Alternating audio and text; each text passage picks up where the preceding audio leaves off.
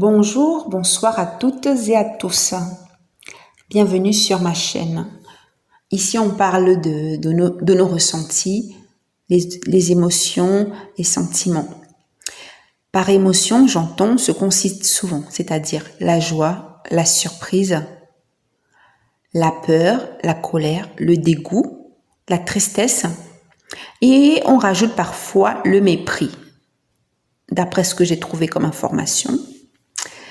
Comme sentiment, j'entends par là en fait notre point de vue sur quelque chose.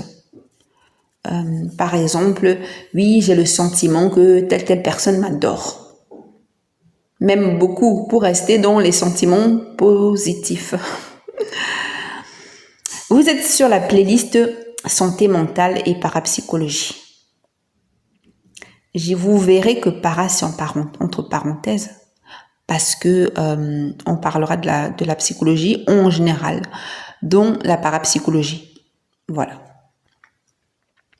Aujourd'hui, donc, le but du podcast, c'est de parler de la fin des vivres des vampires et du coup, des conseils de survie pour eux. Puisque l'autre fois, il y a quelques jours, on a parlé de l'importance de protéger nos énergies, notre énergie, notamment des vampires, que ça soit dans la vie privée, professionnelle, etc. Et j'avais cité des exemples, différentes situations. C'était une liste incomplète. J'avais cité donc différentes situations où on était bien vampirisé, où notre énergie était bien exploitée, parfois à notre insu et parfois avec notre complicité, mais à tort, souvent à tort. Et j'avais donc donné quelques pistes aussi en fonction de mon expérience, des pistes pour un peu limiter la fuite des énergies. Et là, si vous voulez retrouver cette vidéo, donc le titre c'est Stop au vol d'énergie. Stop au vol d'énergie, pardon. Il est temps de sevrer les vampires. Donc, je vous invite à aller la voir et puis à commenter, à liker, à s'abonner. Ça serait super, ça permettrait de faire grandir la chaîne.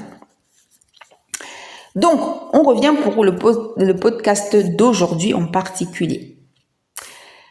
La question qu'on se pose, ou les vampires se posent, c'est comment je fais pour survivre puisque vous arrêtez les vivres. Et le vampire se demande aussi comment moi je fais pour arrêter de pomper les autres. Et qu'ai-je à gagner là et qu'ai-je à gagner là-dedans? Déjà, ce qu'il faut savoir, c'est que en fait, tout le monde peut aller mal. Et c'est pas toujours visible. Donc on est tous témoins de ça, on a tous eu des moments de notre vie où ça allait plus ou moins bien, où ça allait mal. La plupart d'entre nous, on a connu des moments vraiment très bas. Et il se trouve qu'un jour, un psy m'a dit, mais vous savez, une personne qui est blessée, comme ça physiquement, on peut voir que la personne boite par exemple.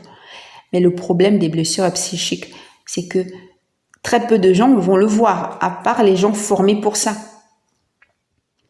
Et aussi, le problème des blessures psychiques, c'est que une personne qui a un trauma important, qui est donc blessée psychiquement, on va y arriver, de façon très profonde, elle revient sur ce qui s'est passé quelques années après. Si elle n'a pas soigné son trauma, c'est comme si ça avait eu lieu hier. Ça va pas cicatriser tranquillement comme une blessure physique, quoi. Vous voyez? Ça va pas au bout de quelques jours, parfois quelques mois, s'arranger tout seul comme ça, avec très peu d'aide, quoi. Donc, comment faire pour survivre avec la fin des vivres? C'est d'aller consulter un médecin, quoi. Juste en allant consulter les médecins, ça va déjà vous permettre de récupérer de l'énergie, en fait. Donc, de ne pas aller chercher l'énergie chez les autres. Donc, de ne pas pomper les autres. Pomper l'énergie des autres. Pourquoi? Parce qu'en fait, un médecin, déjà, il est le mieux placé pour vous aider. On pense souvent que les proches, ce sont les mieux placés. En fait, non. Ce sont les moins bien placés. Donc, à part parler à un médecin, vous pouvez aussi parler un peu à certaines personnes autour de vous, les bonnes personnes. Hein, et tout le monde n'aura pas les épaules pour tout entendre. Vous avez par exemple votre mari, si vous êtes marié, votre compagnon, votre frère, votre sœur, à qui vous pouvez donner quelques éléments. Mais comme je disais, tout le monde n'ayant pas les épaules pour tout entendre, vous pouvez pas forcément aller en détail comme avec un médecin, hein, qui va vous guider par exemple vers quelqu'un de très spécialisé avec lequel vous pourriez aussi bien développer. Ne pas aller voir un enfant. Si vous êtes parent, votre enfant, c'est pas votre psy, quoi. Les enfants n'ont pas les épaules en fait pour entendre tous les malheurs de leurs parents, quoi. Je suis désolée, il y a des parents comme ça qui passent leur temps à prendre leur enfant pour leur meilleur ami, leur médecin. Non, les enfants, quand vous faites ça, vous vampirisez votre enfant, mais bien comme il faut, quoi. C'est non. Tous les psys le disent, c'est votre enfant, c'est pas chez lui qu'il faut aller pomper l'énergie, quoi. Surtout pas, quoi. D'autant plus que plus on va mal, hein, plus on veut que les autres nous donnent de l'énergie et on n'attend même pas que les autres se ressourcent et on va de nouveau puiser